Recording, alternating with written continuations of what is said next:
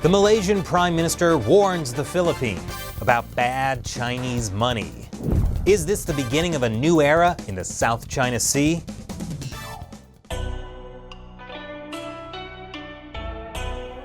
This is China Uncensored. I'm Chris Chappell. Subscribe to our YouTube channel for the latest China news and click the notification bell icon. That way, you'll get an alert each time we publish a new episode. The Philippines, one of my favorite places in Southeast Asia. Mostly because of the food. Last week, Malaysian Prime Minister Mahathir Mohamad made a state visit to the Philippines. We also discussed on economic matters. The trade between both countries are increasing, but they are largely in favor of Malaysia. I believe there is still room for improvement, and from my meeting with Mr. President, we would encourage private sectors from both countries to explore opportunities of collaboration and venture in new cooperation and investments. But while Mahathir was trying to warm ties between Malaysia and the Philippines, he had a word of warning about another country, China. Speaking to a Filipino news network, Mahathir said, if you borrow huge sums of money from China and then you cannot pay, when the person is a borrower, he is under the control of the lender. So we have to be very careful about that. I'm sure he wasn't talking about any borrower in particular. He just said countries like the Philippines should regulate or limit influences from China. You know, so those borrowers don't get Sri Lanka'd. See, in 2008, Sri Lanka began construction of a deep-water container port funded by Chinese loans. 10 years later, when Sri Lanka couldn't pay the loans back, China forced Sri Lanka to give them the port on a 99-year lease. A port that could someday become an ideal naval base, to be used against no country in particular. How does Malaysian Prime Minister Mahathir know so much about the Chinese regime using debt to trap other countries into making bad deals? That is, debt trap diplomacy. Well, Malaysia was almost a victim of it.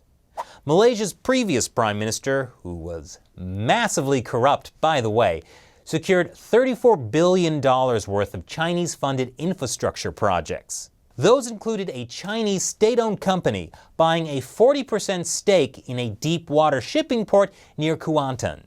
The Chinese Communist Party does love its ports. It was going to be a key part of the Chinese Communist Party's Belt and Road Initiative. That's a global network of trade routes and infrastructure projects that China is creating and that basically drive debt trap diplomacy. Or as Chinese state-run media likes to call it, win-win cooperation. Because no matter what happens, China wins. Until Mahathir Mohamad took the 2018 election in his own surprise win. That happened after the massive corruption of the previous prime minister had been exposed. Corruption that the Chinese regime had agreed to help him cover up in exchange for Belt and Road deals. What's a few $1 billion between friends? Well, a few $1 billion plus illegally spying on journalists. Unsurprisingly, Mahathir made Chinese infrastructure projects and influence a key issue in his campaign. None of our people are employed as workers. None of our companies are used for designing and planning and supervising, etc. We gain nothing. And since Mahathir took office, he's been negotiating or canceling what he thinks are unfair Chinese infrastructure deals. For example, he's renegotiated a $20 billion rail link and completely scrapped Chinese-backed oil and gas pipelines. That was a big hiccup in the Chinese regime's plans for control of Southeast Asia. And now, Mahathir is encouraging Philippine President Duterte to do the same. Kind of like your friend warning you against dating his crazy ex. But how many of us actually listen to that friend? Before Duterte was elected in 2016, China and the Philippines had been in a standoff over territorial disputes in the South China Sea. But Duterte decided to set those disputes aside. Instead, he focused on an ambitious $180 billion project he creatively called Build, Build, Build. But the problem was money, money, money. And that opened the door to Chinese investment. In 2016, Duterte secured $24 billion in investment, credit, and loan pledges from Chinese President Xi Jinping's government to upgrade his country's infrastructure.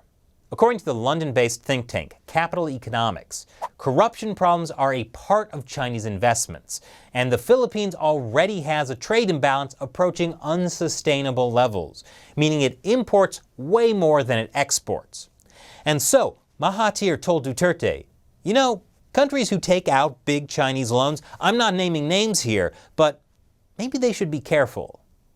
Fortunately for the Philippines, China has been a bit slow about making good on that $24 billion they pledged to upgrade infrastructure.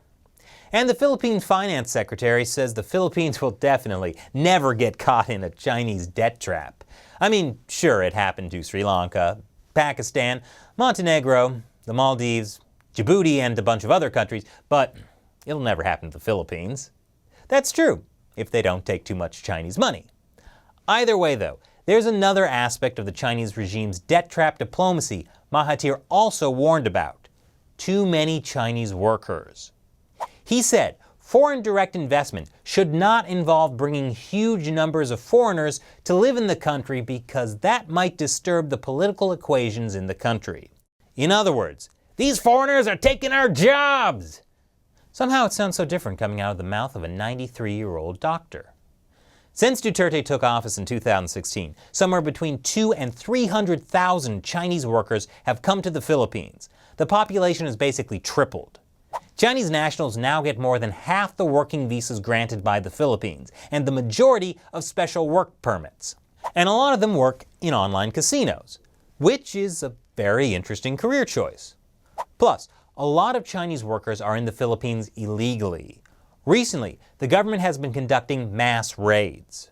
And Mahathir said, if huge numbers of any foreigners come to live and stay in the country, or even to influence the economy, then you have to do some rethinking, whether it is good or bad, or the limits that we have to impose on them. You know, any foreigners, not from any country in particular.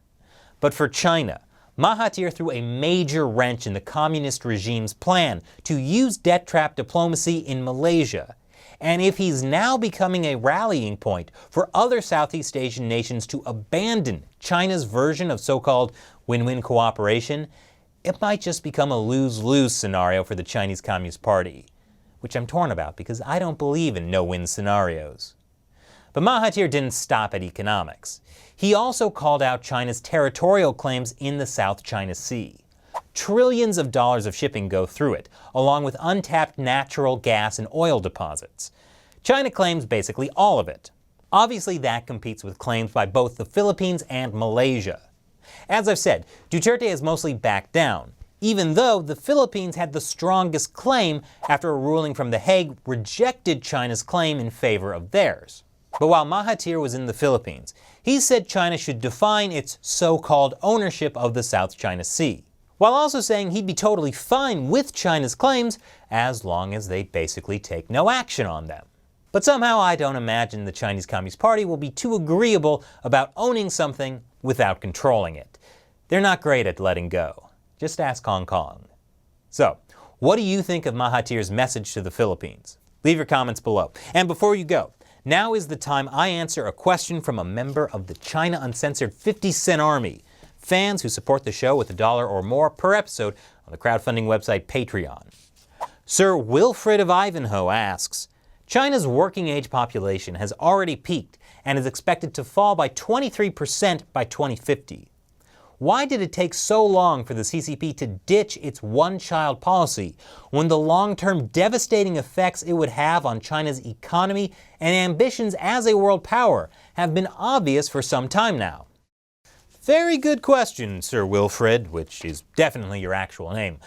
So, on the surface, the one-child policy was about making sure China's population didn't grow too fast. But birth rates were already falling before it even started. So, why have the one-child policy in the first place? Because underneath, there were even more benefits to implementing a policy of massive top-down control.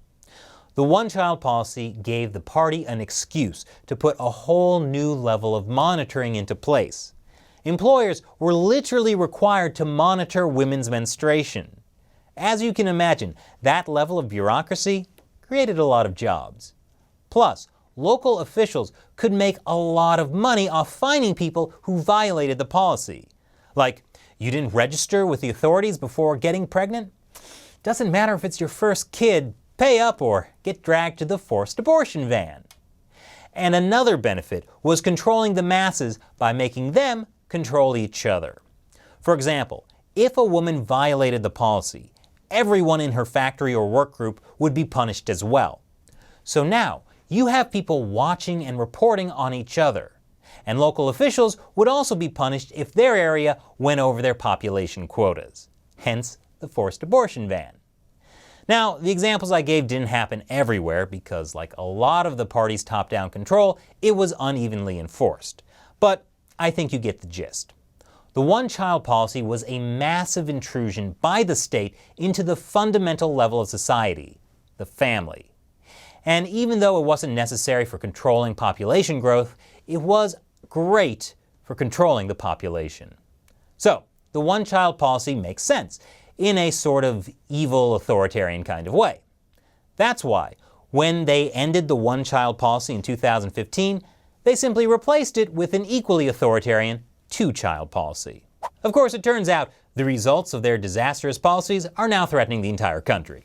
But I'm sure that's nothing a new type of massive state control can't fix. Thanks for your question. If you'd like to hear your question answered on the show, sign up to support China Uncensored on the crowdfunding website Patreon. It's less than the cost of your daily cup of coffee. Thanks for watching this episode of China Uncensored. Once again, I'm Chris Chappell. See you next time.